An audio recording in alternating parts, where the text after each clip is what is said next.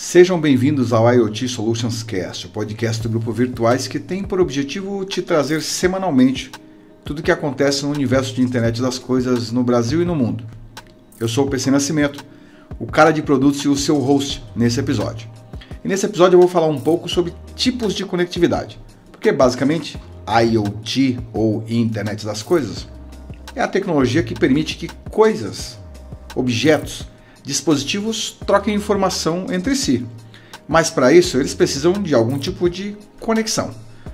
Por exemplo, quando você conecta o seu smartphone na sua Smart TV em sua casa, você está utilizando IoT, muito provavelmente utilizando o tipo de conectividade mais utilizado no mundo, acredito, chamado Wi-Fi. Quando você faz isso, você permite que aquilo que você está vendo na tela do seu celular possa ser transmitido na tela da TV. Dependendo do fabricante da TV e do celular, você consegue até fazer o inverso. Exibir na tela do seu celular aquilo que está sendo visto na tela da TV. Outro exemplo muito comum, quando você conecta o seu smartwatch, o seu relógio inteligente no seu smartphone, que transmite informações de batimento cardíaco, número de passos que você deu, etc., você também está utilizando a IoT. Mas nesse caso, utilizando uma outra tecnologia de conectividade chamada Bluetooth. Esses são exemplos muito comuns que a maioria das pessoas utiliza, mas na maioria das vezes nem sabe que é a IoT. Mas eu vou focar um pouco mais nos tipos de conectividade utilizados para o mundo corporativo, no IoT empresarial. O IoT empresarial utiliza um chip de conectividade M2M, o que permite a conexão máquina para máquina, que é exatamente igual ao chip que você utiliza no seu celular, que utiliza as mesmas redes das mesmas operadoras que você utiliza no seu celular. Mas esse chip, embora ele seja fisicamente igual, em função de algumas configurações na operadora, permite-se o gerenciamento dele, ou seja, eu consigo remotamente gerenciá-lo, ligar, desligar, dar reset, capturar informações, mandar informações, etc. E por que é necessário esse gerenciamento? Porque esse chip é utilizado em aparelhos médicos, por exemplo, que precisam de monitoramento, que precisam mandar informação para alguém se tiver algum problema, porque esse chip ele é utilizado, por exemplo, em estações de tratamento de água, para informar alguém se estiver ocorrendo alguma anormalidade. Esse chip ele é utilizado no transporte de cargas sensíveis para que a empresa possa monitorar onde está aquele caminhão, se ocorrer algum problema, etc. Que ela possa saber o que está acontecendo com aquela carga. Esses são alguns exemplos comuns. Esse chip usa as redes 2G, 3G, 4G, 5G exatamente igual ao chip do seu celular. Só que para algumas regiões ou aplicações, foi necessário se desenvolver outros protocolos de comunicação em cima dessas redes, para atender regiões remotas, por exemplo. Imagina um agronegócio que tem algumas áreas remotas que não tem antena perto, que não chega o sinal do celular, mas o proprietário precisa capturar informação do campo, do estado das sementes, sei lá, precisa capturar informação de umidade do solo, temperatura, sei lá, uma indústria precisa capturar a informação de temperatura de uma caldeira, então tem um sensor lá que tem que se comunicar através de alguma tecnologia para enviar informações para algum lugar e para as pessoas poderem monitorar.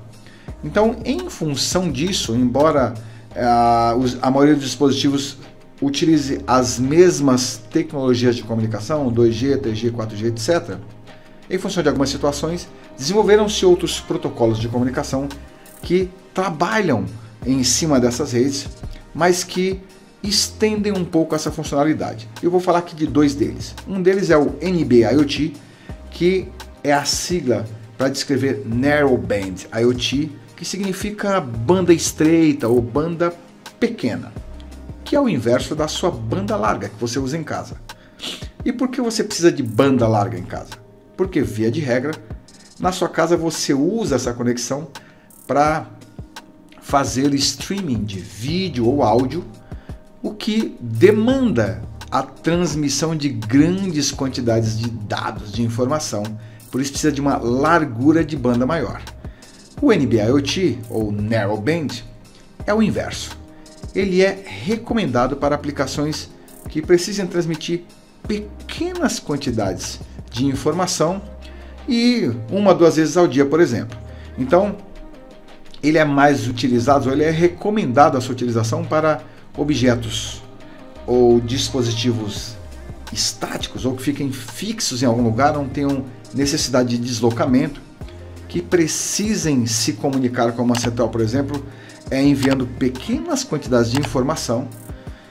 E embora ele funcione em cima da rede 4G, ele consegue em função de conseguir transmitir pequenas quantidades de dados, ele estende o sinal do 4G, mas embora fraco, ele consegue transmitir. Além disso, ele tem baixíssimo consumo de energia, o que favorece a esses dispositivos a terem uma longa duração. Então, sei lá, sensores de temperatura, sensores de umidade no solo, por exemplo, medidores de energia elétrica podem se utilizar desse protocolo NB-IoT para transmitir informação, porque não necessitam uma troca constante de dados, não transmitem grandes volumes de dados e assim permitem que seja feito esse monitoramento à distância. Tem uma outra tecnologia que chama-se CAT-M1, que também funciona em cima da rede 4G, mas esse já é um pouquinho mais avançado, ou seja, ele consegue transmitir um volume maior de dados e numa velocidade maior. Ele também é mais indicado para dispositivos que necessitam de deslocamento. Então ele é, por exemplo, recomendado para utilização em rastreamento veicular. Para você monitorar um caminhão de carga que está transportando alguma coisa que precisa ser acompanhada, etc., pode-se utilizar o protocolo CAT-M1 em cima da rede 4G, porque ele vai transmitir quantidades maiores de informação numa velocidade maior e ele também tem baixo consumo de energia. Então, não corre o risco do dispositivo acabar a bateria, sei lá, no meio da viagem e você não conseguir obter as informações. Então, eu falei aqui basicamente de 2 diferentes protocolos de conectividade utilizados em IoT empresarial que têm diferentes recomendações de aplicação. O NB-IoT, que é o Narrowband, que é recomendado para aqueles dispositivos que precisam transmitir pequenas quantidades de dados e que requerem baixo consumo de energia e que também são estáticos ou fixos em algum lugar, não são dispositivos que se deslocam. E o CAT-M1, que já consegue transmitir volumes de dados maiores, numa velocidade, num tempo de resposta muito maior e que é mais recomendado para dispositivos que necessitam de deslocamento, como rastreamento de veículos, por exemplo. Espero que você tenha gostado desse conteúdo. Te aguardo aqui no próximo episódio. Um abraço e fica com Deus.